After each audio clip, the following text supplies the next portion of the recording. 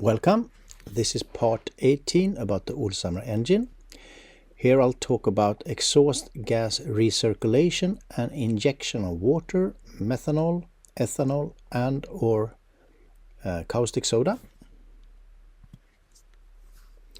First we have a repetition of previous video, part 17, where we discussed the new design for exhaust gas recirculation in low pressure systems without the turbo, and new design for high pressure EGR with the turbo.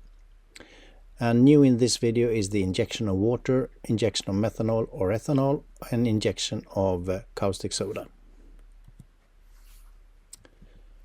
So for two-cylinder petrol engines, naturally aspirated, we have low pressure EGR systems.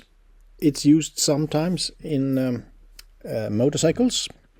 The change we made here is that we put the EGR cooler between the two cylinders and we use a side port. So we have high pressure combustion blowing exhaust gases over to the low pressure intake in the other cylinder.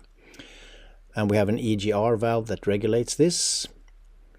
And the idea about this is that we get lower pumping losses as the EGR flow never passes the exhaust or intake valves, which is done in the normal case for traditional EGR systems. And here we can have water injection as well. And there are actually more than one place one can place this water injection. One could place it in the middle between the cylinders, right in the middle in the EGR cooler, or one can place one in the port of the low pressure intake to the intake cylinder and one in the other cylinder as well. And in this case we have water injected after the EGR cooler. So first the exhaust goes through the EGR cooler and gets cooled down a bit, and then water is added to cool it down even more, and that improves the volumetric efficiency by lowering the temperature and pressure, as water absorbs a lot of energy when it becomes steam. It's also possible to add methanol or ethanol to the water, and that gives good cooling. Most of the temperature and pressure drop comes from the water, but methanol and ethanol also adds extra energy, and you get a higher octane rating as compared to just running on petrol.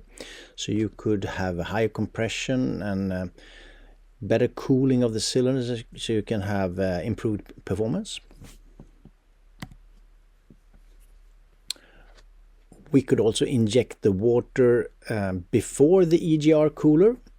So first comes the water, converts to steam, and then goes through the EGR cooler and into the next cylinder.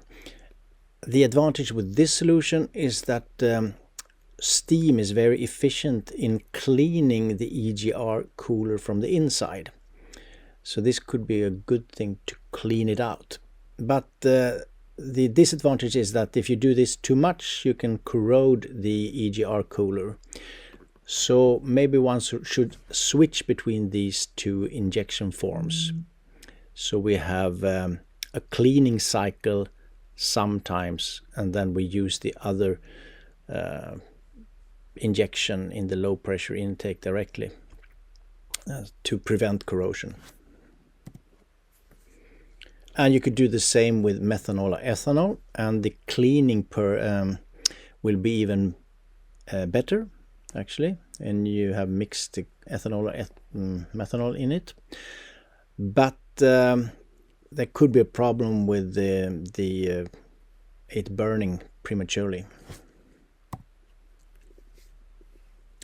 So here's a repetition of the new design for the high pressure exhaust gas recirculation, which is used on turbo engines, and this is for a diesel and liquid natural gas diesel engine with fixed RPM for continuous operation, like for a big generator set or a ship engine. And in this case, if we are all always running on the same RPMs, then we could probably get away with the EGR valve, as we know about the flow needed between these two cylinders. And in this case we can also inject water to improve the volumetric efficiency and lower the temperature and pressure. And we can also add methanol and ethanol. Even in diesel engine, it's a good thing to add some methanol or ethanol, as it helps the diesel burn cleaner. And for some engines that are using fuel with a high sulfur content, it can be good to add caustic soda, because the caustic soda will neutralize the sulfuric acid that would be created otherwise, and then it can be handled in the exhaust system after that. And as before, we can also inject water before the EGR cooler and use it to steam clean the EGR cooler. And maybe this could be done sometimes, and not always, but it can be used as a cleaning cycle, and then you switch over to the other injector to have less corrosion on the EGR cooler.